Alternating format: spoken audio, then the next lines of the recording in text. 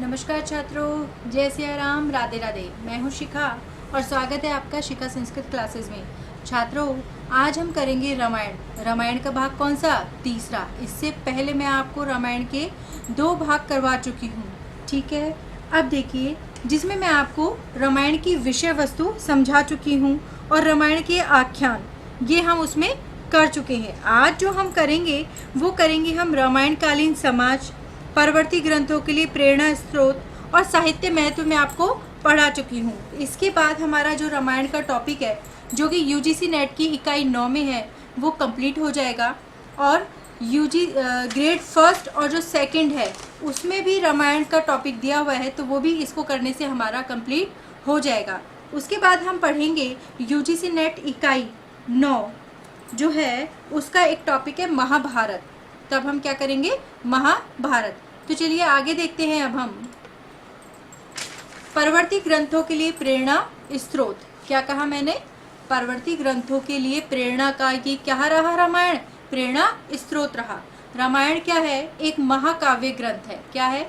एक महाकाव्य ग्रंथ है जिसे आदि काव्य के नाम से भी जाना जाता है।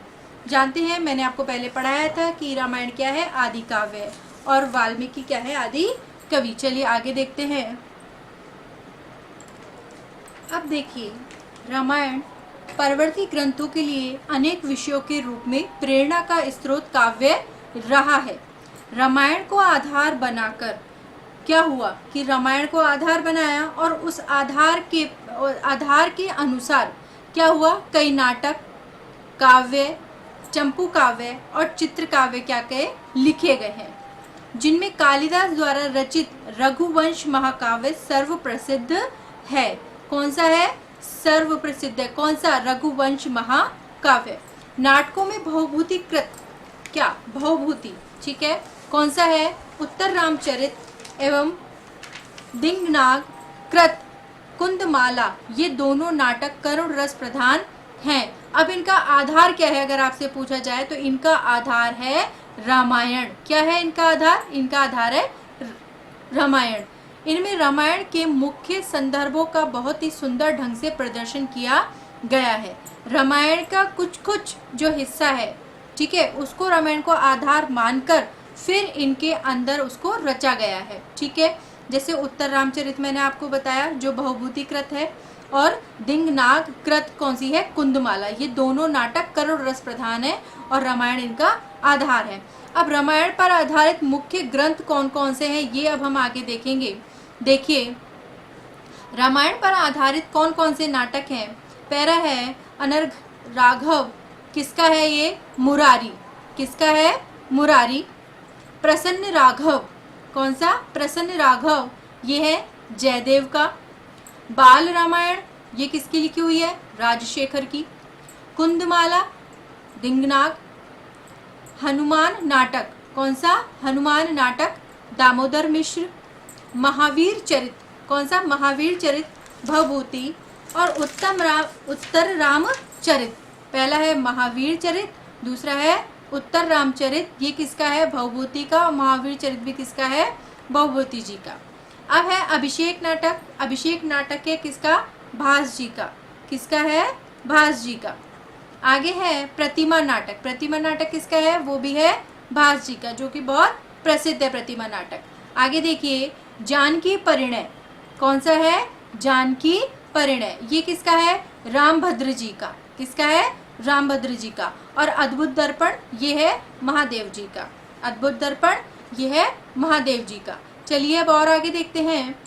आगे है महाकाव्य ग्रंथ कौन कौन से हैं। कौन से हैं? महाकाव्य ग्रंथ कौन कौन से हैं? पहला है रावणवध ग्रंथ। पहला कौन सा है? रावणवध। ये है भट्टी कवि। चलिए, रामचरित कवि अभिनंदन। रामायण मंजरी क्षेमेंद्र। रामायण मंजरी किसका है? क्षेमेंद्र जी का।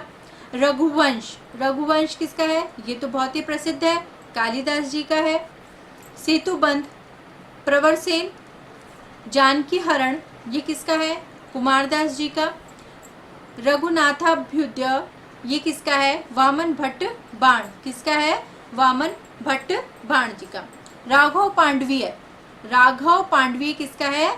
माधव भट्ट जी का। किसका? माधव भट्ट जी का। आगे देखिए, रामायण सार, रामायण सार ये है रघुनाथ जी का। कालिदास का नाटक कौन सा है? रघुवंश, जो आपको याद रखना है। चलिए अब आगे देखते हैं इसमें। अब आते हैं रामायण पर आधारित चंपू काव्य। कौन से? चंपू काव्य रामायण पर आधारित कौन कौन से हैं? रामायण चंपू, जो किसका है?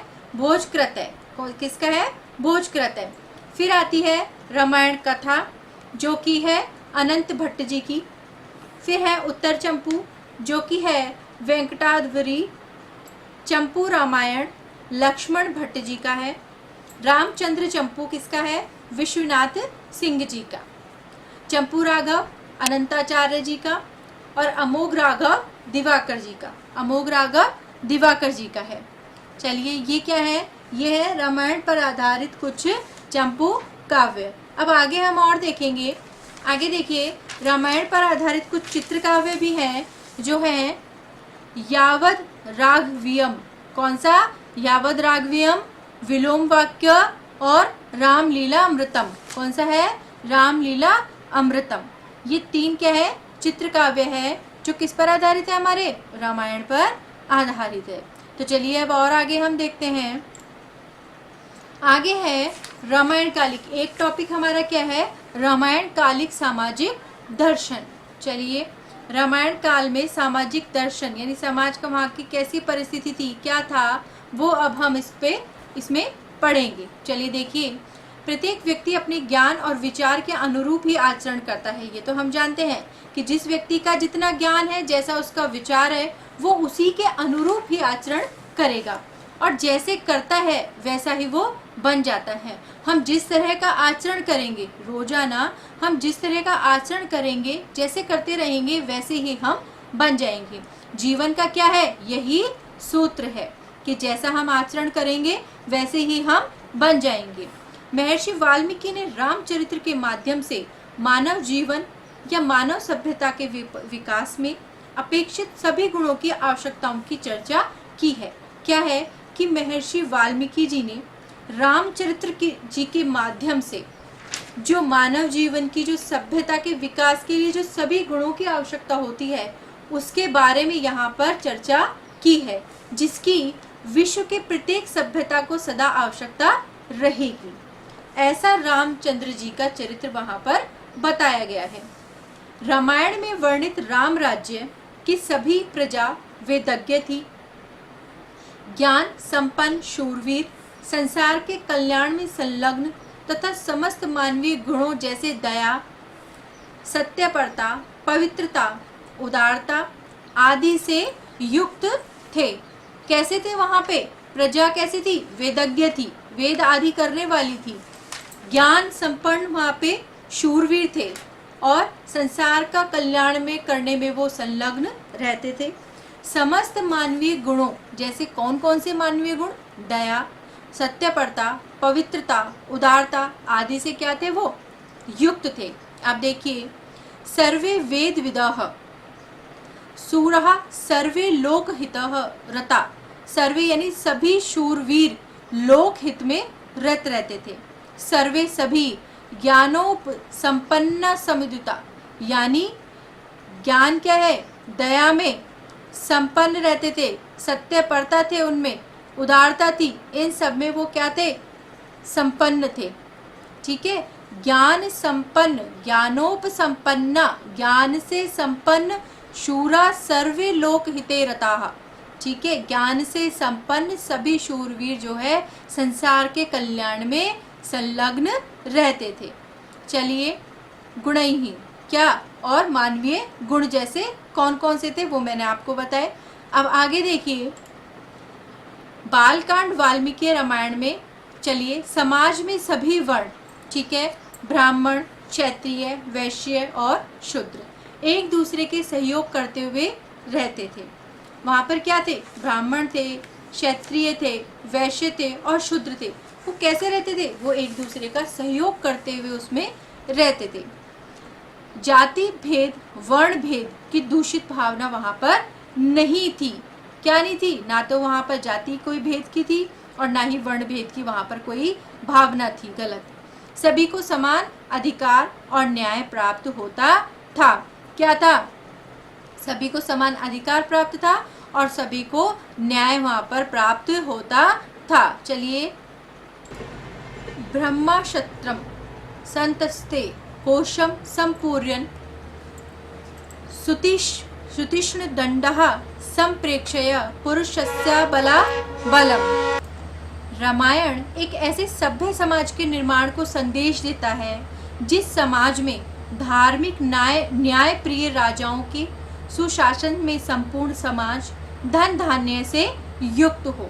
शासन कैसा हो? सुशासन हो, अच्छा शासन हो, ठीक है। और संपूर्ण जो समाज हो वो कैसा हो? धन धान्य से युक्त हो।